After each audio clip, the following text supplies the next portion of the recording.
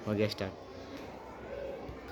प्यारे बच्चों, कैसे हैं आप लोग। आज हम लोग कक्षा 12वीं के मैथमेटिक्स के फर्स्ट चैप्टर के सिलेबस को जानेंगे कि इसमें क्या क्या पढ़ना है और बिहार बोर्ड में तथा जेईई मेन में इसका क्या वेटेज है।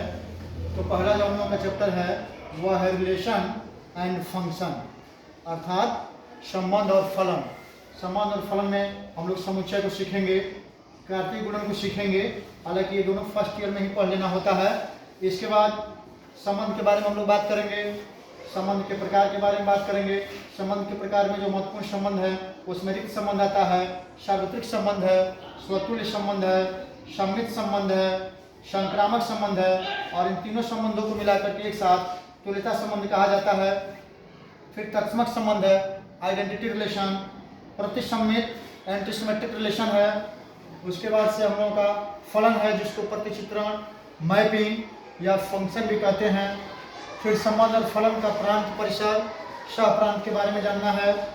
फलन के प्रकार में एकाएक फलन, बहुकायक फलन जिसको मेनी वन, जिसको वन वन, अंतःक्षेपी फलन अर्थात इनटू फंक्शन, आच्छादक फलन अर्थात ऑनटू फंक्शन तथा इनको मिलाने से जो फलन बनता है one one into, one one onto, इसको मिलाने से many one into, many one onto फलन के बारे में जानना है, जिस पर बहुत सारे प्रश्न पूछे जाते हैं जेईई मेन वगैरह में, पॉलिटेक्निक में या डिफरेंट एग्जाम्स में, जैसे एयरफोर्स वगैरह हो गया, वहाँ भी यहाँ से प्रश्न पूछे जाते हैं।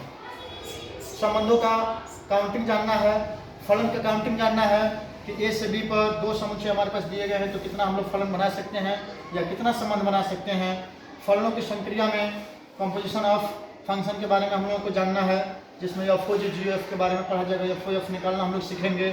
द्विआधारित संक्रिया यह भी एक प्रकार का फलन होता है, इसके बारे में जानना है।